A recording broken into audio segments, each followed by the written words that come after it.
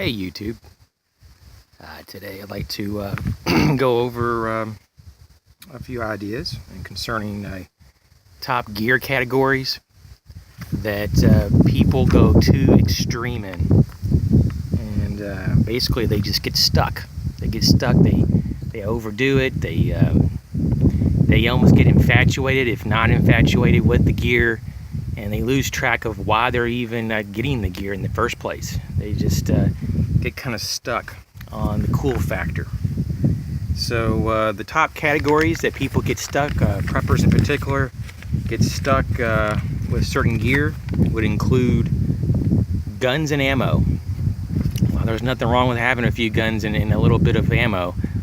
Some people go completely crazy and devote complete rooms in their homes just to store this stuff. And you don't want your gear to keep you from living your life. So that's just something to consider. Do things in moderation on some degree. Knives. And unless you're a collector, and it can go with the same way with guns too. If you're collecting, it's different to some degree, but if you're not collecting and you just feel like you need to have 100 knives, it's not really the case at all. You know, just having a good handful of different types of blades for different types of uses is fine. Flashlights. Flashlights is a big one though, for at least for me and for a lot of people I know. The technology changes so fast, and it's kind of one of those things that excuse me, that every time you look, you see that the flashlight is now brighter, or the flashlight is made out of more exotic materials, or the flashlight is smaller but yet brighter still. You have all these little neat little add-ons, and even how some of the flashlights are being charged now by USB ports. I mean, even the battery technology, it's so appealing to continuously upgrade your gear, especially for flashlights.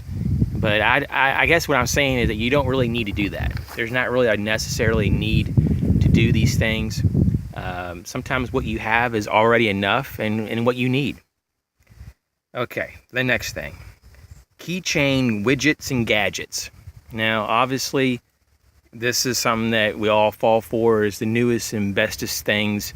The cool little pry bars and stuff can be useful on keychains, but there's a lot of other things, especially what they would call quote-unquote self-defense tools for keychains. A lot of them are not as practical as they look. High-tech gadgets. A comparison or an example would be like maybe the newest phone or tablet, and some people saying, well, I can justify getting that because I can put more survival apps on there or more survival books and manuals, and when their other phone could do the same thing. So a lot of these things are not necessary. Tactical backpacks, tactical clothing, short-term food.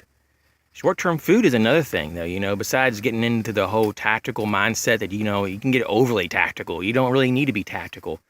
But having this tactical food as well, like, we definitely need short-term food. That's not what I'm saying, but what I am condoning is that things like MRE'S that have a shelf life of 3 to 8 years, depending on what temperature you store it, these kind of foods are really not so good for you, full of all kind of preservatives and sodium, and they're heavily processed.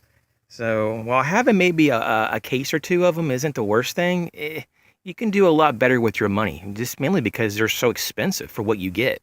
So instead of paying for anywhere from $5 to $8 for the basic MRE, you can make them for between $1 and $2 with no problem, with the simple Ziploc bags, or hell, you could even go with let's see, what do they call that? That you can buy your own. Excuse me, it's getting a little windy here. You can buy your own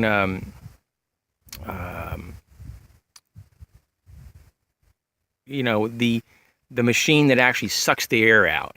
Well, you know what I'm saying.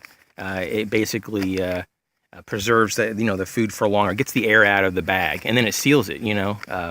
So that's pretty cool. I'll put that in the comments below, in the description about the device I'm trying to say. I just forgot what it's called.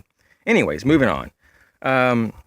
EDC gear. Sometimes we just get too crazed on the newest hoster or the newest fancy gear as well, like, belts and stuff. And we already have a good belt, for example. Um, generators. Well, there's nothing wrong with a good generator. Sometimes people get these fabulously nice $1,000 generators, but only have maybe a day or two worth of fuel, and they don't even put fuel stabilizer in their fuel, so the fuel might not even be good. It doesn't take very long for fuel to go bad. The next thing is batteries. People's batteries, man, batteries only last so long. People I know have gotten tote boxes of batteries, and 3, 4, 5 years later, they go check them and they're almost all dead. So don't go crazy on the batteries. If you want to get some batteries, get some rechargeable ones and have a solar system, so you can charge them by solar means if you need to, and not so much have a lot of alkaline or zinc-based batteries. If you're going to store any kind of batteries, it probably should be lithium-based, lithium-ion based, or just lithium batteries, like the CR123s.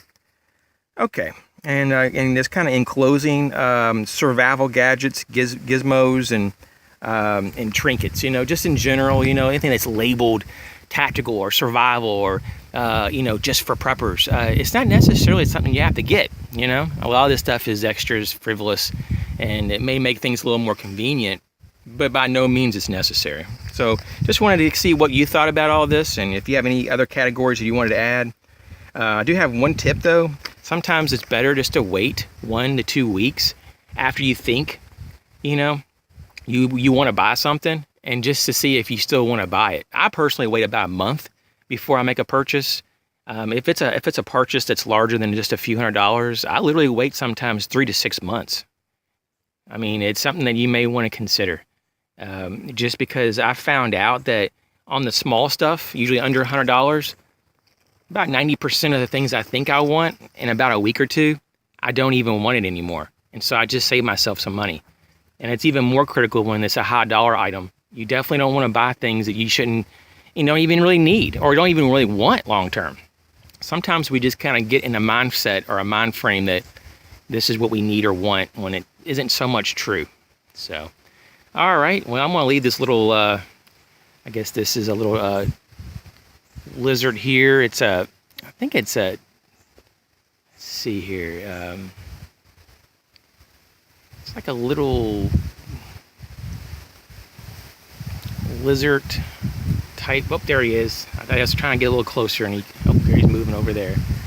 But I think they call them a horny toad lizards, I believe. I'm not for sure, but there's a few of them running around here. They're really cool. He's the smallest one. So, all right, guys. I'm going to put in once again in the description the name of the device that helps to preserve food, and you can even put ammunition in there. It just, the name slips me. So thanks again for watching, and I'll catch you later.